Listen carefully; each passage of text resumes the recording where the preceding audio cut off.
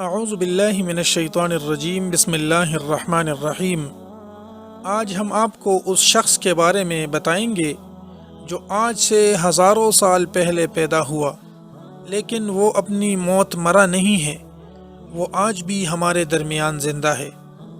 ویسے تو 4 اشخاص زندہ ہیں جس کے بارے میں ہماری تفصیلی ویڈیو موجود ہے،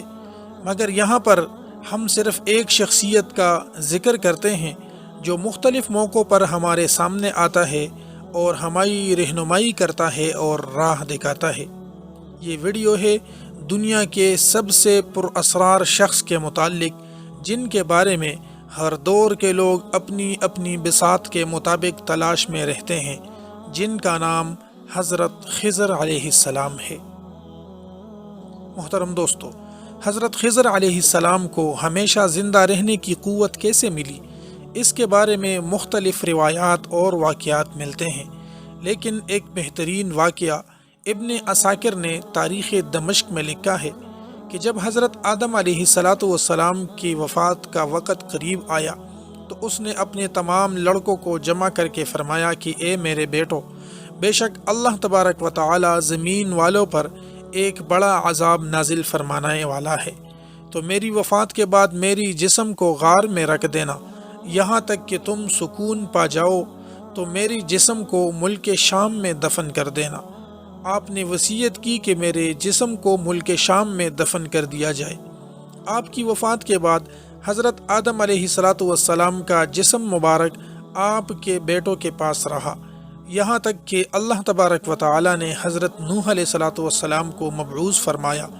جب نوح علیہ السلام مبعوث ہوئے تو حضرت آدم علیہ السلام کا جسم انہوں نے اپنے پاس رکھا، اور پھر ایک وقت آیا کہ اللہ تبارک و تعالی نے پوری زمین پر طوفان بھیجا اور پوری کی پوری زمین پانی میں ڈوبی رہی۔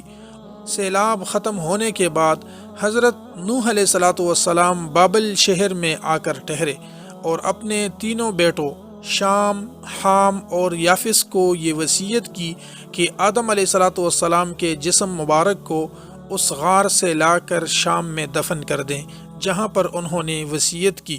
تو نوح علیہ السلام کے بیٹوں نے نوح علیہ السلام سے کہا کہ زمین وحشتناک ہے، نہ زمین سے کوئی مانوس ہے اور نہ وہاں جانے کا کوئی راستہ جانتا ہے۔ تو حضرت نوح علیہ السلام نے کہا کہ حضرت آدم علیہ السلام نے اس شخص کے لیے جو ان کی وصیت کو پورا کر کے ان کے جسم مبارک کو شام میں دفن کرے گا، قیامت تک زندہ رہنے کی دعا کی ہے۔ پھر آپ کا جسم مبارک اسی طرح غار میں پڑا رہا، یہاں تک کہ حضرت آدم علیہ السلام کے ایک سلبی اولاد جن کا نام حضرت خضر تھا، انہوں نے آپ کی وصیت پوری کی اور آپ کے جسم مبارک کو دفن کیا۔ اللہ تبارک و تعالی نے حضرت آدم علیہ السلام کی دعا قبول فرما کر حضرت خضر علیہ السلام کو تا قیامت زندگی عطا کی۔ حضرت خضر علیہ السلام کی کنیت ابو العباس اور ان کے والد کا نام ملکان تھا، اور حضرت خضر علیہ السلام کو حضرت خضر اسی لیے کہا جاتا ہے کہ آپ کی یہ خصوصیت تھی کہ آپ جس جگہ بھی بیٹھتے، جہاں پر بھی جاتے، وہاں آپ کی برکت سے ہری بری گھاس اگ جایا کرتی تھی۔ ہری بری گھاس کو بھی عربی میں خضر کہتے ہیں اور سبز رنگ کو بھی خضر کہتے ہیں۔ اسی سبز رنگ کی مناسبت کی وجہ سے آپ کا نام حضرت خضر پڑ گیا، جس کے معنی ہوتی ہیں سبز چیز کی۔ ایک روایت کے مطابق آپ حضرت ذوالقرنین کے خالہ زاد بھائی تھے۔ حضرت ذوالقرنین اللہ تبارک و تعالی کے ایک نیک بادشاہ تھے، جنہیں اللہ نے زمین کے ایک بہت بڑے حصے پر حکومت عطا فرمائی تھی۔ حضرت خضر علیہ السلام حضرت ذوالقرنین کے وزیر تھے۔ کتابوں میں حضرت خضر علیہ السلام کی لمبی عمر اور موت نہ آنے کی کئی وجوہات میں ایک وجہ یہ بھی لکھی گئی ہے کہ آپ نے آب حیات پیا تھا۔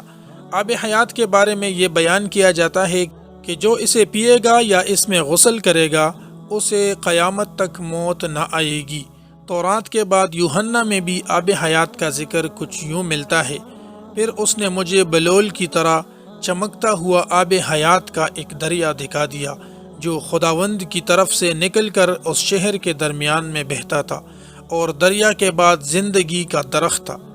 آب حیات کا ذکر قدیم داستانوں اور کتابوں میں بھی ملتا ہے، اور ان داستانوں میں 3 شخصیات کا ذکر کیا گیا ہے جو آب حیات تک پہنچنے میں کامیاب ہو گئے تھے۔ ان میں ایک حضرت الیاس علیہ السلام، دوسرے حضرت ذوالقرنین اور تیسرے حضرت خضر علیہ السلام ہیں، جن میں سے صرف حضرت الیاس علیہ السلام اور حضرت خضر علیہ السلام کو وہی پانی نصیب ہوا۔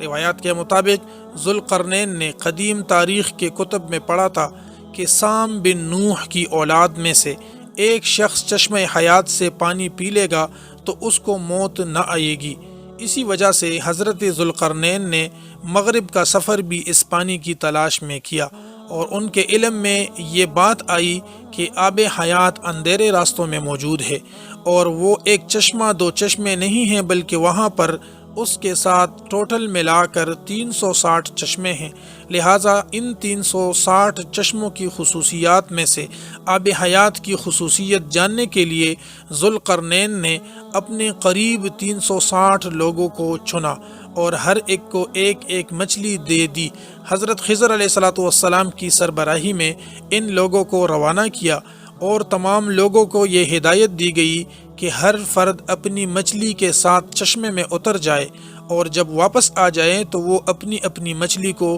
واپس جمع کریں۔ کافی لمبے سفر اور سواری کے بعد آخر کار یہ لوگ اس چشمے تک پہنچ گئے۔ جب واپس آئے تو ذوالقرنین نے کہا کہ سب لوگ اپنی اپنی مچھلی جمع کروا دے۔ سب نے مچھلی ان کے سامنے جمع کروا دی سوائے ایک شخصیت کے، اور وہ تھے حضرت خضر علیہ السلام۔ ان سے ذوالقرنین نے دریافت کیا تو انہوں نے بتایا کہ میں جب چشمے میں اترا تو مچھلی میرے ہاتھ سے نکل کر پانی میں چلی گئی۔ میں نے غوطہ لگا کر اس کے پکڑنے کی بہت کوشش کی مگر میں ناکام رہا۔ ذوالقرنین نے کہا کہ وہی وہ پانی تھا جو آپ کے مقدر تھا۔ آب حیات میں غوطہ لگانے اور اس مقدس پانی کو پینے کی برکت سے حضرت خضر علیہ السلام ہمیشہ زندہ رہیں گے، اور جب تک اللہ چاہے گا آپ کو کبھی موت نہ آئے گی۔ محترم دوستو، حضرت موسیٰ علیہ السلام حضرت خضر علیہ السلام کے ساتھ ملاقات کا ذکر قرآن مجید میں بھی ہے، جس کے مطابق حضرت خضر علیہ السلام کو اللہ تبارک و تعالیٰ کی جانب سے ایک الہامی علم عطا کی گئی تھی، جس کو اصطلاح صوفیہ میں علم لدنی کہا جاتا ہے۔ اس علم کو سیکھنے کے لیے حضرت موسیٰ علیہ السلام حضرت خضر کی خدمت میں حاضر ہوتے ہیں اور ان سے درخواست کرتے ہیں کہ اللہ نے انہیں جو علم لدنی عطا کیا ہے وہ حضرت موسیٰ علیہ السلام کو بھی سکھا دے، لیکن حضرت موسیٰ علیہ السلام نے جلد بازی اور صبر نہ کرنے کی وجہ سے حضرت خضر علیہ السلام سے وہ علم حاصل نہ کر سکے۔ اس واقعے کا ذکر اور وہ کن باتوں پر صبر نہ کر سکے، اس کی تفصیل پارہ نمبر 15 کے آخر اور 16 نمبر پارہ کے شروع میں موجود ہے۔ محترم دوستو، اسی سے علماء دلیل بنا کر اس بات کو بھی پیش کرتے ہیں کہ حضرت موسیٰ علیہ السلام حضرت خضر سے علم لدنی سیکھنے کے لیے آئے تھے، اسی وجہ سے آپ کو نبی قرار دیا گیا ہے، کیونکہ موسیٰ علیہ السلام بھی پیغمبر تھے، اور ایک پیغمبر غیر پیغمبر سے علم نہیں سیکھتا، بلکہ ایک پیغمبر ہی دوسرے پیغمبر سے یا اللہ سے علم سیکھتا ہے۔ حضرت خضر علیہ السلام کو جو علم لدنی عطا کی گئی تھی وہ لوگوں سے اس کی مدد فرماتے اور گمراہوں کی رہنمائی کرتے ہیں، اور لوگوں میں یہ بھی مشہور ہے کہ اگر کوئی راستہ بھٹک جائے تو اللہ تبارک و تعالیٰ کے حکم سے وہ بھٹکنے والوں کو راستہ دکھاتے ہیں۔ اگر کوئی نیک بندہ مشکل کا شکار ہو کر راستہ بھٹک جاتا ہے تو حضرت خضر علیہ السلام اس کی مدد کرنے وقت اور موقع پر ہی پہنچ جاتے ہیں۔ روایتوں کے مطابق سمندری لوگوں کی رہنمائی حضرت الیاس علیہ السلام کے ذمہ ہے، اور زمین کے لوگوں کی رہنمائی حضرت خضر علیہ السلام کے ذمہ ہے۔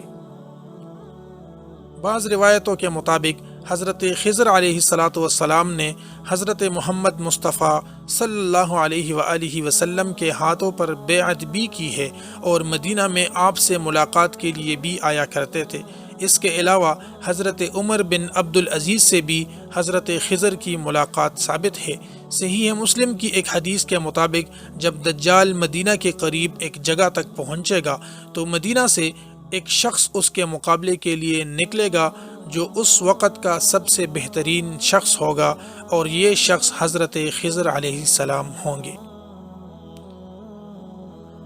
محترم دوستو، 4 زندہ اشخاص میں، 4 زندہ نبیوں میں، جس کی ہم نے تفصیلی ویڈیو بھی بنائی ہے اور ہمارے چینل پر موجود ہے، اس میں 2 شخصیات حضرت خضر اور حضرت الیاس علیہ السلام ہیں۔ یہ دونوں زندہ ہیں اور روایات کے مطابق ہر سال حج کے موقع پر ملتے ہیں۔ صوفیہ کے نزدیک بھی حضرت خضر کا بہت اعلیٰ مقام ہے، اور حضرت خضر علیہ السلام اور بعض صوفیہ سے ملاقات بھی ثابت ہے، اور بعض بزرگوں نے لکھا ہے کہ خضر علیہ السلام نے کئی سالوں تک انہیں علم دین سکھایا۔ صوفیہ آپ کو حضرت خضر کی بجائے خواجہ خضر کہہ کر بھی پکارتے ہیں۔